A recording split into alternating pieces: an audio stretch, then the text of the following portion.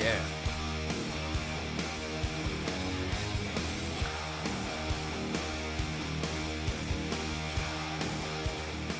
Yeah, that's how you start a show right there. Motorhead, Brotherhood of Man. I got that song from this girl, and I never say this, and I've never said this before in my life, but man, that's the girl I probably should have married. And I'll never say that ever again, hardly, but I should have married her, man. I'm such a dumbass. I mean, in my defense, I was coming off a relationship, and I was, you're not really right in the head. And man, she was I mean, no one's perfect, but for me, she was great. And she was an entertainer. She liked motorcycles like I did. She was from another country. Man, she was into me, man. And I was tired. And anybody knows I'm tired. If you're coming out of a relationship that's draining, I was so tired and I couldn't. Oh my God! I shouldn't have. I probably shouldn't have played that song, man. Now I'm almost gonna cry because that's the one I should have probably gone out with. I should have married probably, like a dumbass. I didn't pursue like I should have and let it go to. Man, I love that woman, man. I really did. I love that woman. I loved her. I never told her that, but yeah. So anyway, hey, it's BT with the Tales from a Gemini podcast. I know my producer hates that. You ready to come in? All right, I got a guest on the show. We're gonna do something different. Got a guest on the show. Actually, he is my boss from that I write for a magazine. And hey, you know what? I'm gonna bring him on, and we're gonna go from there. This is can we bring him up? Can we bring him up? Let's bring him up, my buddy. I can't wait for this. It's my buddy Allan Lane. There we go. Can you hear me, Al? Allan, can you hear me? Here we go. Oh, can you hear me, bro? What's up, man? What's going on? Boy. Ladies and gentlemen, hey, I'm going to introduce you right now, folks. This guy right here, Allan Lane, a.k.a. Black Moses. I write for his magazine, Sport Bikes, Inc. And let me tell you something. Bottom of my heart, man, first of all, thank you for being the first person I interview on this show. Bro, how could I not? How could I not? You are an inspiration. And first of all, like I said, the magazine is called Sport Bikes, Inc. It's been around since October 2010. Proper. And it's a digital magazine. It comes out once a month. And this is what I love about you, man. You bring in every aspect of motorcycles within a certain realm. Like you deal with, here's what I love about you. You bring in, it's about the rider, and it's usually sport bike riders, but you also deal with custom bike builders. You motorcycle clubs, and people who don't know motorcycle think it's gangs. They're clubs, and they're good people. They're clubs, a sense of community, and they're no different than the patriots that line up in front of a courthouse with assault rifles. So they're actually better people than them. But they're motorcycle clubs. And here's what you do that you don't get the credit for that you should, is that you feature women in your magazine prominently, but they have their clothes on. I mean, Yes. don't get me wrong. There's nothing wrong with scantily clad women. If you look at my Instagram from 2 years ago, you know what I'm talking about every Friday. But you celebrate women in the fact that treat them like they should be treated as equals, and that they ride, and there's a whole segment of women out there that ride just as hard or even harder than men. Yeah. And I have no problem saying this. There's some women out there who outride the hell out of me, and I love that. So I want to celebrate you for doing everything you do for the motorcycle community. And I've been talking way too much, so go ahead and introduce yourself to the people, Al. Bro, first and foremost, if I was 2 shades lighter, I'd be blushing. Black Moses, baby, all over your box with my boy BT. Yo, man, look, you said it all. You said it all. I can't buy a better introduction than that. You said it all. I'm just happy to be here and support you, bro. Bro, I'm here for you. I'm here for, I think, let me tell you something about how I feel about you. You done shared how you feel. That's the problem. Brothers don't talk about how we feel about each other enough, man. And that's a problem. So let's remedy that today. Let's remedy that. Bruh, I love you, man. From day one, you were supportive of the SBI Nation movement when you came on as a founding part of the foundation of Sport Bikes and your Moto GP with BT monthly in the magazine. You were a whole different level of excitement and personality to the brand. So, and then just you yourself. There is nothing like being at a party with BT. There is nothing like being in a situation with BT. If BT is not there, okay, I don't care if we're chilling in the hospitality, I don't care if we're chilling on the grid, I don't care. If BT is not there, it's not the same. It's not a party. That's what I miss you, man. Real rap. By this, typically at this point in the year, we would have spent a good 3 to 4 days hanging out, kicking back, connecting, vibing, and enjoying the motorcycle life that we live. That's what on my Facebook feed today, it said from 3 years ago, and we would have been in Austin, Austin GP, and that hurts my heart that we didn't. Oh, doesn't it? And the thing about it is, and again, man, and I celebrate you because of what you do. Okay, now, not to diss any other online mags, whatever. I mean, I think they're great. I always say Dave Emmett. If you want to get technical, Dave Emmett, Max, I those guys, man, they get the technical aspect. Next level. But next level. They really are. They're the greatest journalists. And I do, man. I tell it right now. I do mine for shits and giggles, man. I want you to. I like to bring a little, a little fact in it, but also I want to make it fun. And you bring the heart into it. But you are inclusive because there's some segments out there in some of the magazines, and I don't think it's done purposely. It's just that there's some segments that exclude certain segments of the society. Like I said, like, and I'm trying to diss anybody, but people of color, women, and you celebrate that in such a positive way. And that's why I love it. And you bring in everybody. You do your feature riders of the month. And a lot of times those are women who race. Those are women who run the motorcycle business side of it, and it's so refreshing to see that. And you give a face to those people, and you give them, like the Instagram, you follow them, and it's just, man, I can't celebrate you enough. And also, what people don't realize, here's what I want to ask you, more than I'm getting off track here. It's okay. Tell people we boys, man. This is what we do. We just conversate. I miss you, man. Tell people what that bike life is all about. I tell people, if you ain't about that bike life, you don't know that bike life. So tell people what the bike life is about. Let me. All right. So the best way for me to answer that question is to acknowledge the fact that bike life means different things to different bikers. True. You can be a biker living in this part of the country, this part of the world, and bike life is what you make it. But it's more of a feeling. It's more of how you connect with not the community at large, but how you connect with yourself and the universe and your machine. To me, when you get on your bike and you go for a ride, some people ride in groups, some people ride solo. To me, as long as you are riding, some people bike life is track life. Some people bike life is, bike nights and that part of the culture and being in the club community. For some, others are, honestly, some people who no longer ride but are enthusiasts. Some people who are fans, they're still involved with bike life. They are still living their bike life. And for whatever reason, it's, it might be capped at a certain level. Look, there's brothers out there who let's keep it real. They done got married, settled down. And wait, watch the air quotes. Their wives will not let them ride anymore, but they are still involved with the bike life. So to best answer your question, bike life is what you, the rider, make it. Me personally, honestly, man, my wife, and I love my wife. Shout out to my beautiful wife, Stacy.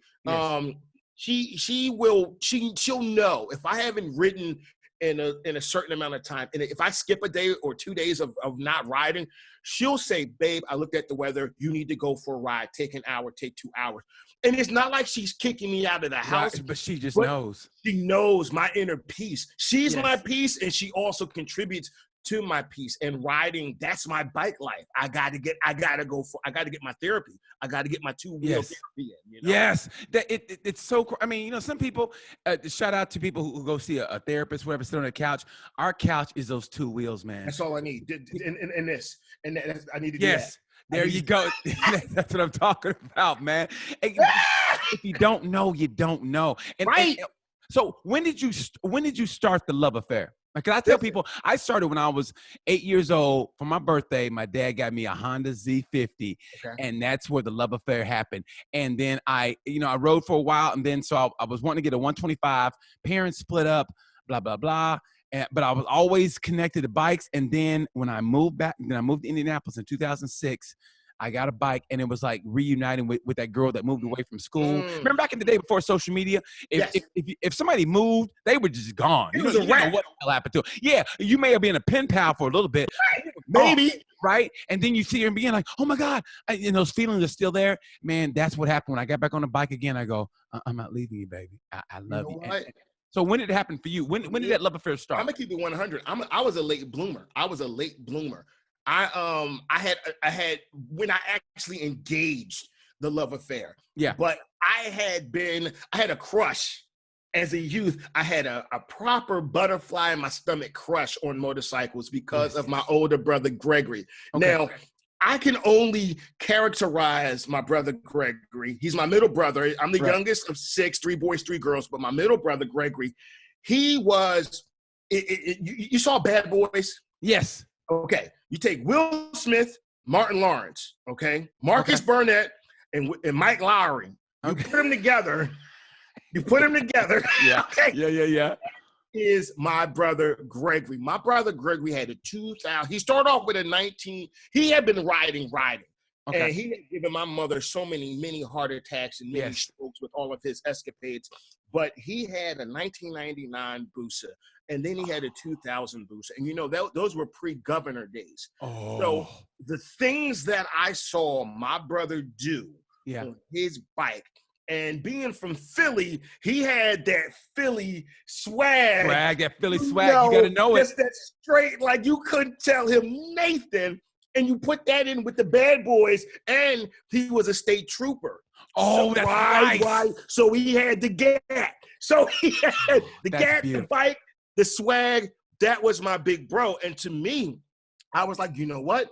When I saddle up, it's going to be in that fashion. Right. So what happens is after I turned 18, 19, I feel I'm getting on my grown man. Okay. My mom, if I decide to ride, my parents couldn't tell me no because I was grown ass. Okay? Right. Or at least you thought you know what I mean? I had enough respect living under their roof. Right. That, I saw what my brother did. I got a story, man, maybe for another time. Of in Philadelphia, there's Kelly Drive and Lincoln Drive, which is a stretch. It's a scenic stretch that takes you from the outer neighborhoods into Center City. Okay. My brother, when he was young, teenagery, he led the Philadelphia Police Department on a low-speed moped chase. How do you do a low-speed chase? How you do a low speed? It was a moped.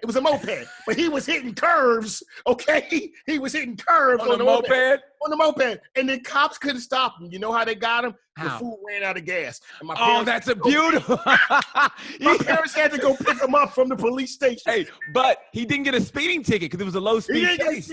He was evading. It was evading. So, dude, even they had to laugh. That's when a cop has to laugh. They go, "This is brilliant." Yes. So my brother, and it's just fitting that he wound up being in law enforcement later. He's retired now, but it's just fitting. So to get back to it, I decided that when I turned of age, I was going to, I don't do anything half-assed. Right. You go all in. For a penny, in for a pound. In for a penny, in for a pound. So I remember talking to my brother, and he just always says, "Look, when you are ready, let's get it." Yeah. I remember the day I called my brother up. I said, "Bro, I got some coin. I got some change. Yeah. I want to go get it." So I remember my first bike was a Honda 750. Ooh, you went big time. That was the first bike with the 750? My first bike, man. My first bike.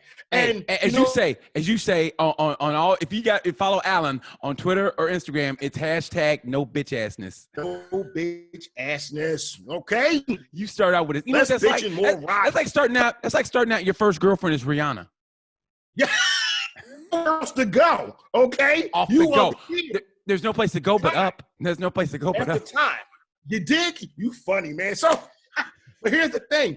The bike had a bad rectifier, which it just wouldn't hold charge. Oh, I had that with my 750. Okay, go ahead.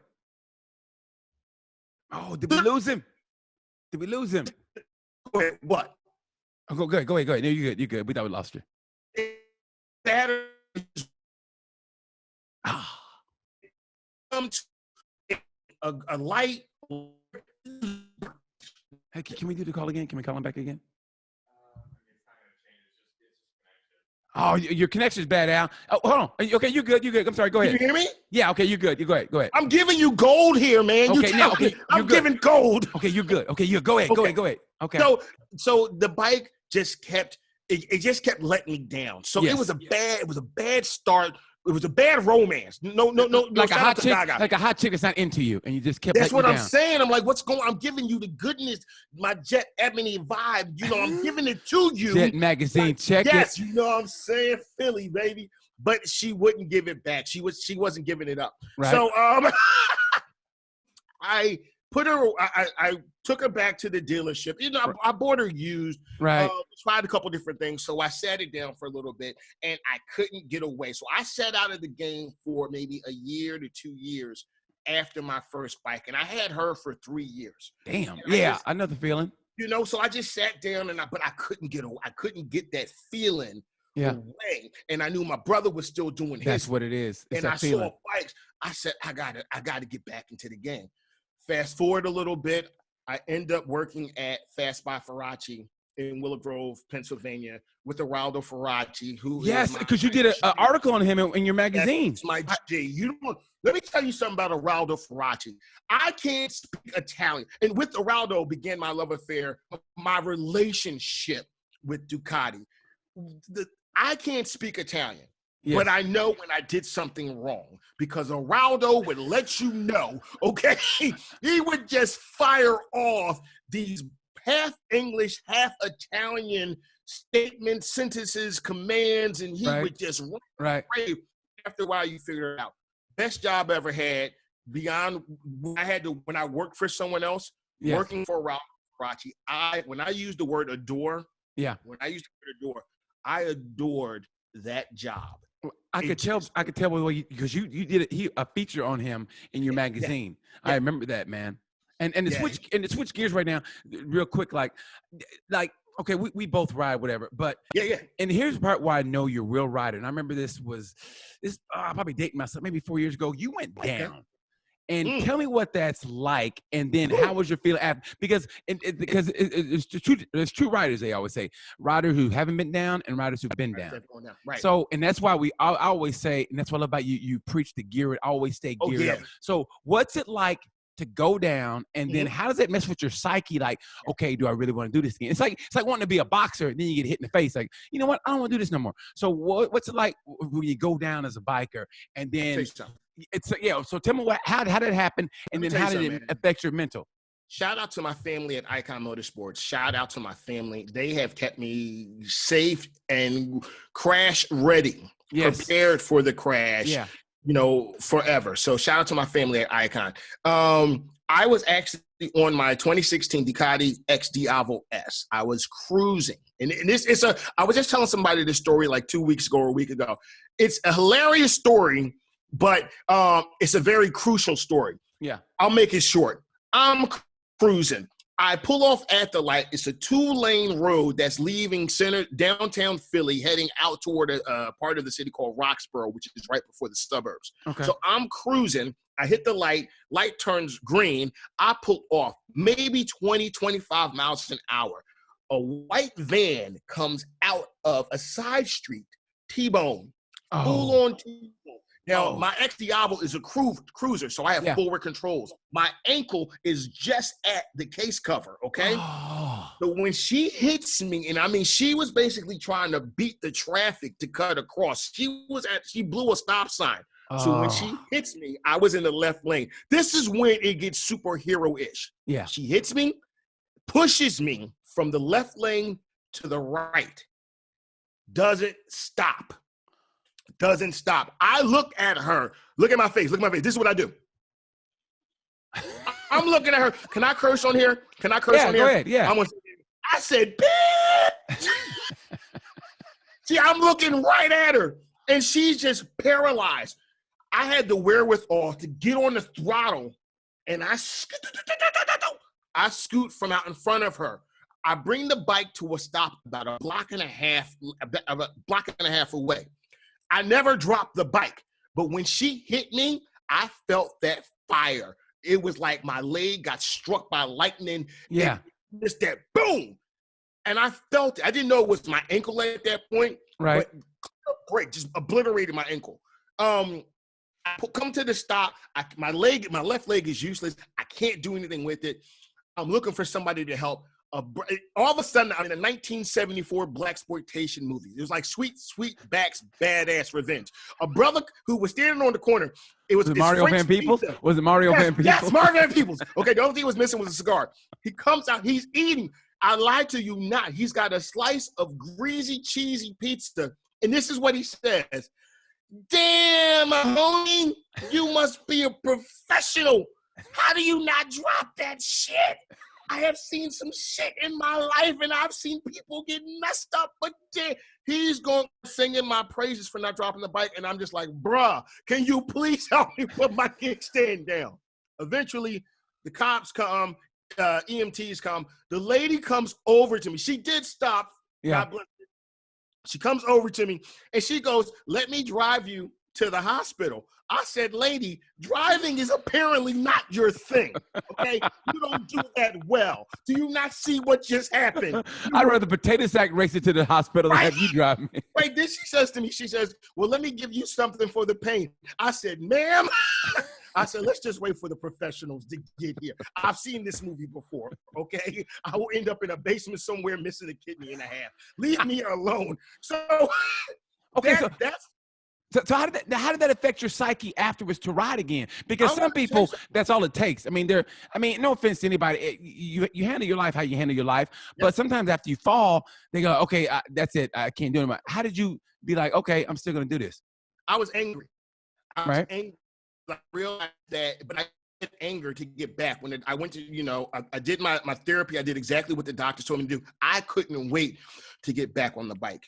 It really, to say that it didn't have an effect on me, like, oh, I shuddered to think, oh, well, man. And now when I ride past that stretch of road, yeah, I ride with vengeance. I ride like, that's right, bitches. I'm still on it, all right? And I'm looking for that white. I can't stand a white van. When I see a white van, I give it the finger. I can't stand a white van. But to answer your question, I feel like that wasn't the first time that was the first time I had a collision. I'm sure little kids feel the same way too. It's either a child molester or somebody that can't drive a van. They're gonna hit a motorcycle or pick up a kid. It's gonna be free hugs my ass. Get out of here with that. Listen, man.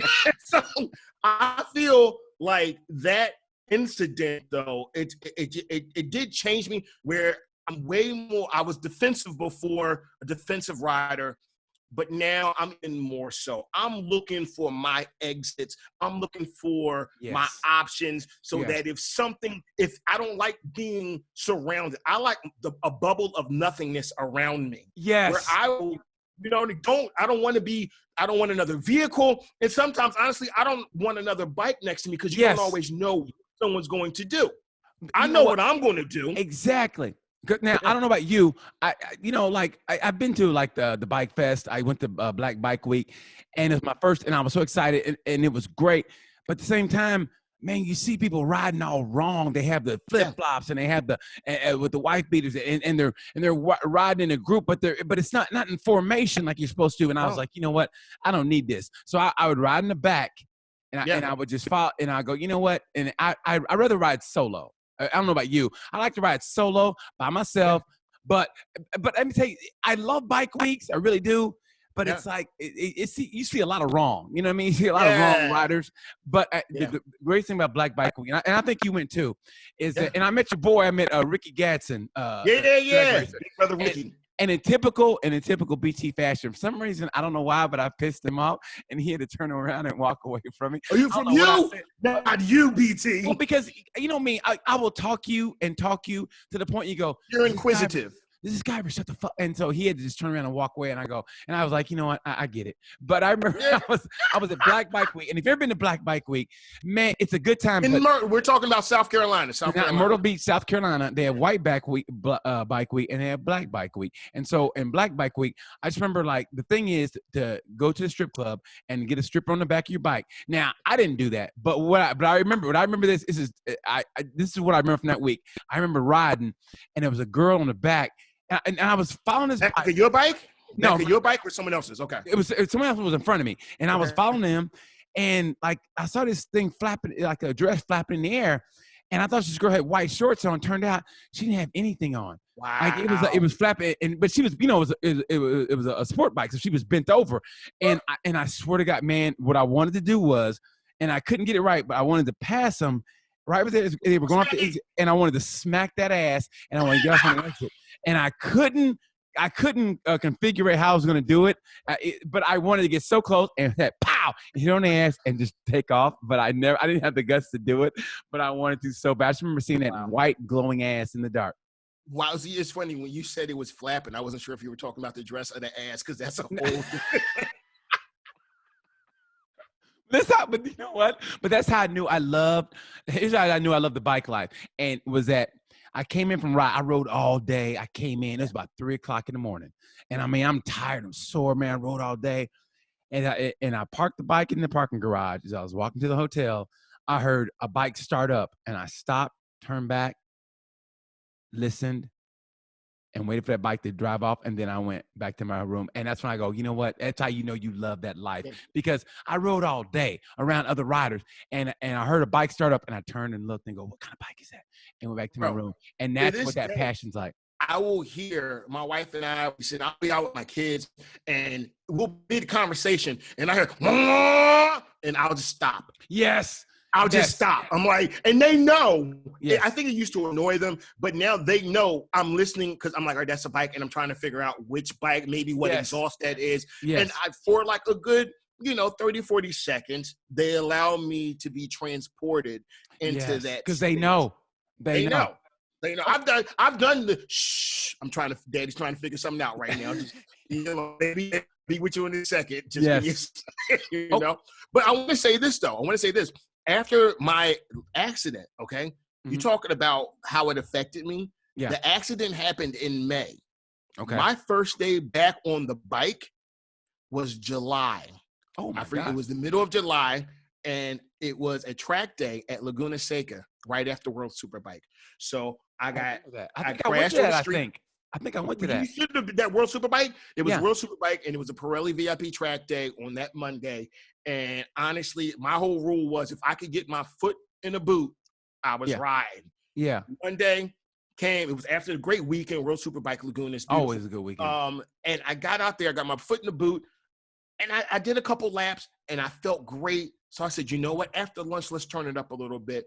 After lunch, went out there, went ham on it. Had a great day, great afternoon, great riding, and I felt fine. I'm not gonna lie, my ankle was a little bit swollen, but I wasn't in pain. It was like, okay, I'm back, baby, I'm back. And that's when I knew. I was like, this is me. This is what I do.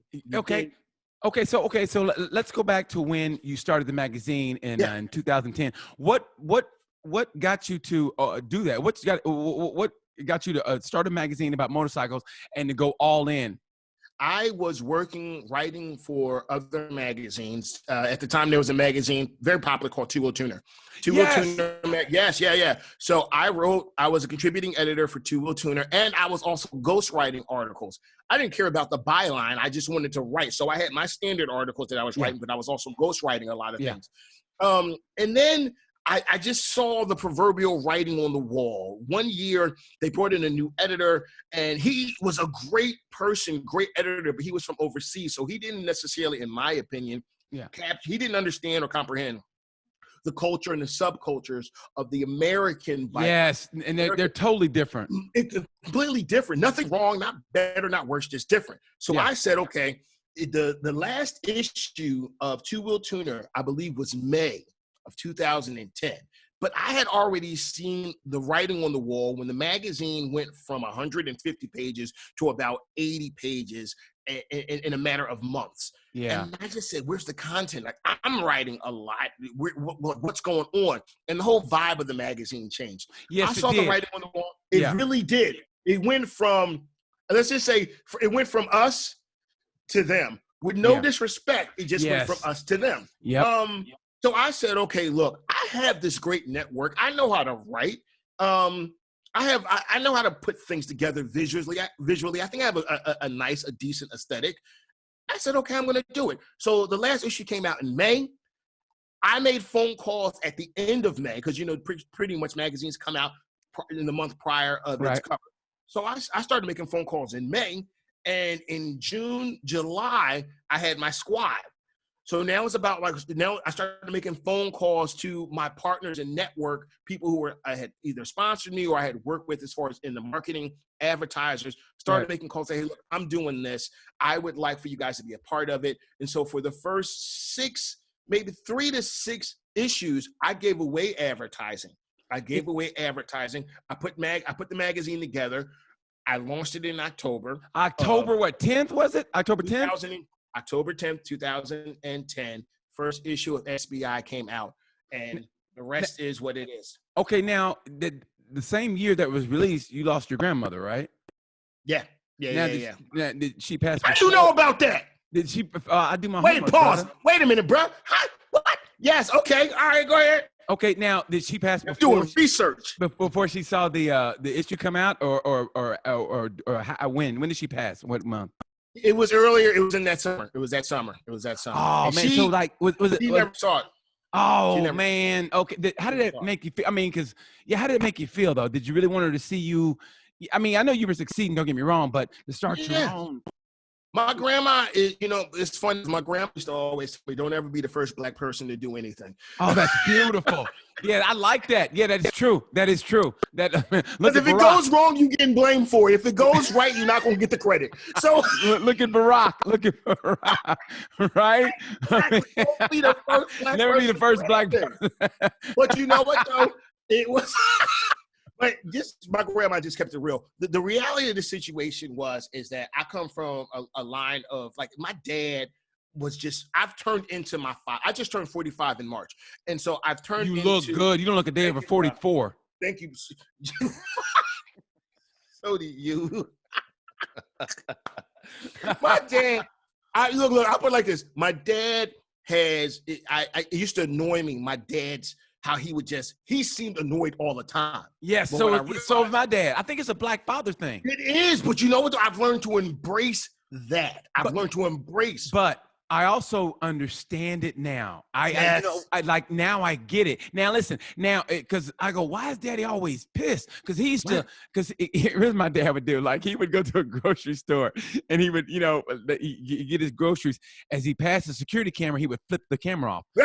and I go, Daddy, why'd you do that? And he go, oh, because I know they watching me. See, I know they watching me. They expect me to steal something. See, but I'm stealing. I got a job. That's why I know they watching me. And I was like, man, I shouldn't ask that question. You know what I mean? But now as I get older, I get it. I'm the same. And plus, the same way. You're trying to hold down a job, okay? Okay, and you know what you're going through there at the job, man. I grew up no matter where you're at. I mean, I grew up in Oklahoma, so imagine growing up in Oklahoma, and then you got, no offense to my mom, but you got a crazy wife. You got to try to pacify, and you got these two knucklehead ass kids. Kids are always breaking something or breaking bones or breaking something in the house. So you got to deal with that. So I understood. Now I understand it now, and I swear to God, to this day, whenever I talk to my dad, we talk every Tuesday. I go, Daddy, you did a great job, and I understand. He go, what? Wait, I'll put it like this. My dad's job was not to be my friend. My dad's job was to try to survive. But here's the thing. When I started the magazine, a couple months later, my dad started asking me questions about it. I didn't tell him about the magazine. Isn't that the greatest feeling? He says, did you do that design? I said, yeah, my dad just looked at me. He has this way of appreciating with this nod of the head. It's like he's almost grinning, but he's nodding his head. So he'd be like, it was like to say, okay, I see you. And then my dad started asking more questions about the magazine. And then my mom said, mom told me that he was bragging about me. That my dad was my dad never bragged about me to my face, and I never knew. Exactly. Isn't that the most beautiful thing in the world, man? It was amazing. It right here, right there. That's where it started to get warm in my heart. Man. And I was like, wow, he's paying attention to me. So while my grandmother, I missed the opportunity to show her what it was hitting for. My parents, and I'm blessed to have both my parents. Yes. Blessed. And they are such a huge part of my foundation. They put up with my bad assness. They put up with my mouth, with my curiosity. They put up with me. But the same way that I get my dad, I think that they get me. It's kind of like Allan was strange.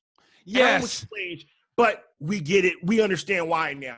You know what? I swear, man, that's why I think we get along, because we're kind of cut from the same cloth. Yeah. And the fact that we both dig rock and roll music, and at a time when no one really admitted that. And it was like, the lines were drawn, black, white, whatever. And they called me, yo, you white boy, you want to be white, and you ride motorcycle, you never the white boy, and you like rock and roll, you like motorcycle racing. And it was like, man, I just, that's just what I like. Wait, real quick. High school moment.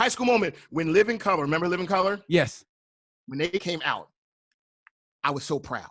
I was so proud, because it was like, all right, finally, brothers are up there doing it. And then I was able to say, look, all the kids that and Guns N' Roses popping, everybody, Metallica, I shot props. But what I said, you guys don't even know. We started this shit. Yes. We started this rock and roll shit. And don't be the first black person, because if you do it right, you won't get credit for it. If you do it wrong, you'll get blamed for it. And that it's truer words never spoken. Not that we're talking about music, we're talking about motorcycles, but the two go hand in hand. But do you remember a group named Xavion? I think they were out of Memphis. They were called Xavion. Okay. Yes.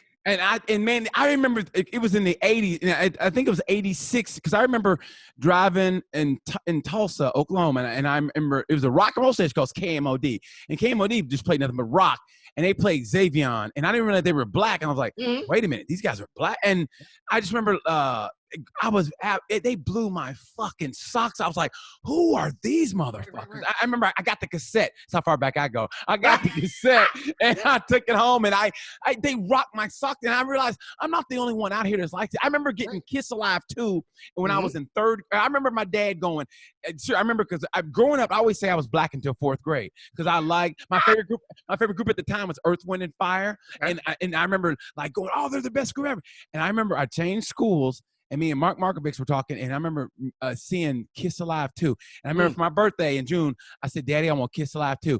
And I remember, I knew life had changed for me. My dad worked for the post office. He worked all night, so he slept all day. So when he woke up, he opened the door up, and he knew I was waiting for my birthday present. And he got in his closet, he pulled out Kiss Alive 2. He goes, here, and if you break it, you ain't getting another one. And I was like, he said that like he was mad. And he got considered in the 70s in Oklahoma, race relations weren't exactly the best. So man, Oklahoma, man. But man, let me tell you something. To this day, the back cover. Can we just imagine your father having to go into the store and make this purchase? Yes, that's the part that made me laugh. Can you imagine my dad being in line, and they're going, that's why he was angry. Yes, that's why he was angry. He had to buy Kiss Alive, a double album, and go, yeah, this ain't for me. Now just ring me up. I got to get it for my punk ass son. Give me my change. My soft ass punk ass. And when he walked out, he gave the camera the finger. Yeah, and I remember, man, Kiss Alive 2 changed my life. But I tell people this, and this is what I like about you is, like, you make everything inclusive. It's like, and the great thing about that, no one would admit it. And I always say, Black rock and roll fans, and especially back in the 70s, early 80s, we were like Jason Bourne. Like you didn't know you were a black op until you passed a black dude. Yeah, man, I like Motley Crue too, but shh, don't tell nobody. You know what I mean? Or man, I like Beth. I like Beth. Beth, and I like Beth. And they were like, what? Like, why didn't you help me on the bus when they were ragging on me? Well, yeah, whatever, man. But that's what I like about you is we dig all kind of music, but I think liking different types of music helps you communicate with different types of people. Yes. And I think music and the love of motorcycles, and we bring that. You bring that to the magazine, and you bring that to your lifestyle. And when you have your parties, we go to MotoGP, which people who aren't familiar with MotoGP, it's the Formula One of motorcycle race. It's the highest form of motorcycle racing. And the greatest thing about it, in the being universe, loving a niche sport like we do, is that the community that loves it is a small community. So everyone almost knows everybody. So it's the parties, man, and it's everybody being together and just being so cool. There's never any riffraff. Everybody's just really cool. And what I like about it is, man, you had Billy Morrison from the guitars for Billy Idol, right? Yeah, he plays rhythm guitar for Billy Idol. I mean, it's my guy. It's my guy. Yeah, you had him and Keanu Reeves and Brad Pitt and Tom Cruise. And Tom Cruise should be given credit for the motorcycle chase he has in all his movies. Probably Tom Cruise. Agreed. Shout out. The greatest motorcycle chases you'll ever see are always in the Mission Impossible movies. You know, I can't. Let me tell you something. Mission Impossible 2, when they were on the Triumphs. Yes. Remember that? I just saw that. I just watched it last week. Yes. I will still watch that scene, and I will tell my kids, shh, and I'll tell my wife, I'll be with you in a second. There's something that engages me. It locks me in. There's something about, and even you can watch, and you even movies like Biker Boys, you can watch movies. But you know what, though? Listen, here's my point. Yeah. Biker Boys, Torque, there's something about seeing, it's like seeing another black person. It's like, you know what? Yeah, I'm just happy. If we doing something, we doing something. And I don't care what it is. I'm giving a clap. If I see motorcycles on screen. Yes, motorcycles on screen. I react to that. That's what I react to. So regardless of, most of the time, regardless of the environment that it's in or being captured in, if it's a bad movie, it's a bad movie. Torque was horrible. I will try to watch. To watch for a shining turd. I will look for the shining turd. I like that. A shining turd. Wow. I never heard that. Turd. It's like I'm looking. I just made it up. Boy, Black Moses is what I do. I can tell. I can tell. You can borrow. You can borrow. No, I'm not gonna borrow it. I'm not gonna borrow it. I look for a shining turd. If I put that in my act, I would never get booked again. Yeah, I'm just happy to see bikes. That's all. Man, what you say? If I put shining turd in my act, I would never get booked again. I would never say shining turd. That's why I'm not a comedian and you are. Hey, okay, what I want. I'm a grown ass man. So how did your moniker Black Moses? How did that come about? You know, there are two variances of how this started. So it has to do with Gabriel De Torco, who was this CEO of Ducati at one point. We're going back to maybe 2011, 2012. Okay. We're at Laguna for a MotoGP. It was the last GP at Laguna. Okay, and I remember that. Yeah, so when it was 2011, because in March of 2011, I received the first Ducati Diavo, not X Diavo, the Diavo, and I took delivery of it in Daytona, and then I rode it up to Philly, and then that week when I returned home, Ducati North America was doing an event called Diavo Night, where all the dealerships, to introduce the bike, they had these off-campus, not at dealerships, but at different venues. They had these events. So there's a photo of me. The local dealership asked me to ride the bike to their event, but their event, the venue was on a rooftop. So, and the bike that I was on was a Diavo Carbon with the full race kit. It was a sexy, sexy bike. So there's pictures of me riding this bike through a restaurant into an elevator, coming out of the elevator, riding in through the club onto a terrace. Okay. Nice. Pictures go back to Bologna. Okay. Right. People in Bologna, headquarters of Ducati. Yes. So people in Ducati know who I am, but they're calling me Black on Black. Okay. Okay. So when I meet Gabriel Del Torchio, and I was with my buddy Eric Maurice, who was brand manager of Ducati North America at the time, right. Eric introduces me to Gabriel Lane, and Gabriel Lane says, yes, I know you. Black on Black. So, and Eric is like, please don't be offended. I'm like, no, this is great. Yeah, they know me. You are black, and the bike was black, so yeah. The next day on the grid, right before the race, I'm standing there. You know how we do. We stand on grid. Gabriel A walks up behind me, just very proud and stoic. Doesn't say anything to me, but he's standing next to me. He puts his hand on my shoulder and goes, yes, Black on Black, and walks away but he does it in front of everybody. So for the first couple of years, 2 years, it was Black on Black. They just call me Black on Black. Okay. It was at the first GP in Austin.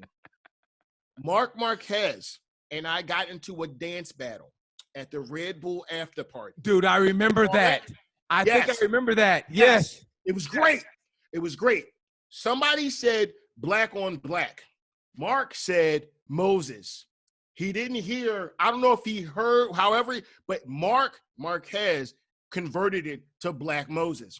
So, wow. Yes. So I started the reason. Yes. I did not know this. Yes. This is great. Are you serious? And for serious. And those people who don't know, Mark Marquez is probably the greatest motorcycle racer of this generation at the time right now. 8-time world champion. And he's like 26, 27 now. I mean, that's, yeah. He won the race. He won the race, but I won the dance battle.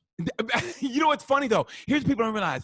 If you don't know this and you see Mark Marquez at a party, you think, who is this dude? I mean, honestly, because I remember him being at a party and he was dancing, just being silly. You go, this is the greatest motorcycle racer in the world. But I also remember him, before he got a girl, I also remember him picking his chick up and walking around and go, look at this motherfucker. I mean, but I remember that dance battle because I think me and you, I think danced a little bit. I think we had a little dance battle. We turned up. We turned up. It was a good time. But from that, it became Black Moses. And shout out to Isaac Hayes. And Isaac Hayes is his son, who actually co-signed me on Instagram. He follows me. He refers to me as Black Moses. I'm the motorcycle Black Moses. But for me, it's about referencing what you were talking about earlier. I like to separate the waters of bullshit. Yes. And I bring people together. And like Moses of the Old Testament, when he parted the waters and took his people through the waters, that's what I want to do. I want to separate just push the bullshit to the side. Push the bitch assness to the side. Push the bitch assness to the side. Honestly, let's just get it. It's the truth. I mean, people say that. I mean, we need to come together as a country and whatever. But you actually do it. And like I said, I mean, we're about to close up here. But what I like about you is, and I mean this from the bottom of my heart, no bullshit, no bitch asses, no kissing up, no kissing ass, is that you're a man of your word. And when people don't adhere to that, I mean, they have a problem with you. It might be business or whatever, but the fact that you are a man of you, like I said, man, you bring in every aspect of the community without excluding anybody. You'll feature, like I said, a woman's club. You'll feature women riders, an Asian rider.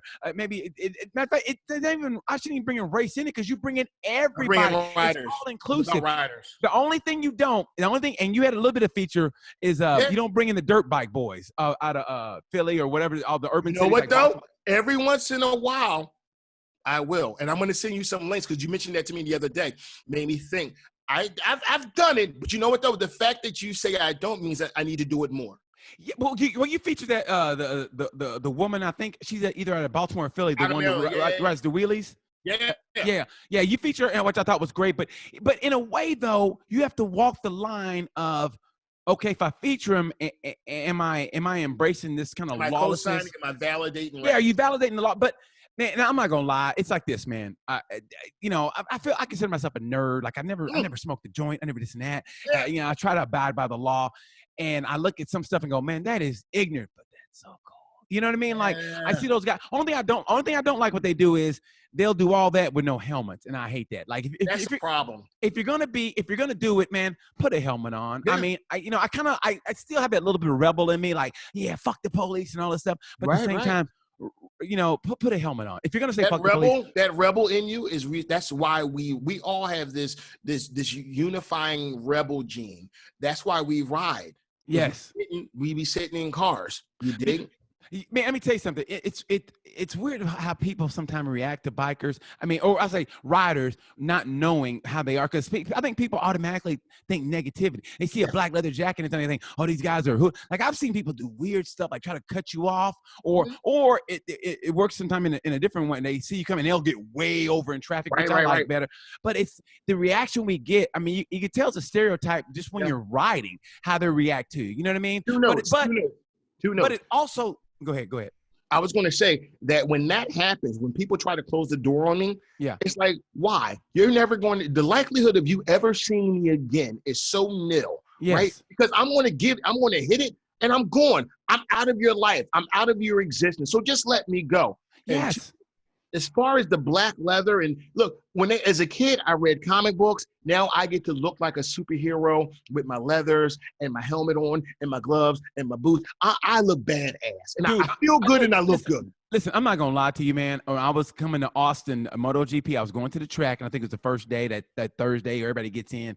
Yeah. And I remember, getting off that little highway, getting ready to turn in to where the track is. Yeah. And you passed me, and I knew it was you because you were black on black. You were, and I remember I go, that's Allan, and I just remember going, he does kind of look badass. I mean, I go, he does kind of look bad. I mean, I just me personally, I think I would look better because I'm in better shape. Well, it's you. It's but you. I think I would look. I think our sitcom is coming, man. I think our Black Moses and BT. All right, I'm just saying. Moses and T. Moses and T. Moses and the T. Oh, how great would they? We fight crime on motorcycles. How great! I love it. Listen, and we're not motorcycle cops. We're not highway patrolmen. We're just two badass brothers on bikes. Vigilante. Yes! Vigilantes. Because yes! if you're vigilante, you're borderline rebel, but you still do for the good. What? Oh, with a heart of gold. With a heart of gold. With a heart of gold. Oh, and every now and then, stop off someplace, get a little ass. How great would that be? What? I mean, especially me, because you're married. I don't want to, break up a happy family. But yeah, man, I'm still single. I ain't with the shit. So I love it. That, man. I'll do it. Can we write this? We should write this. Hey, man. Hey, like I said, I'm gonna shout out again.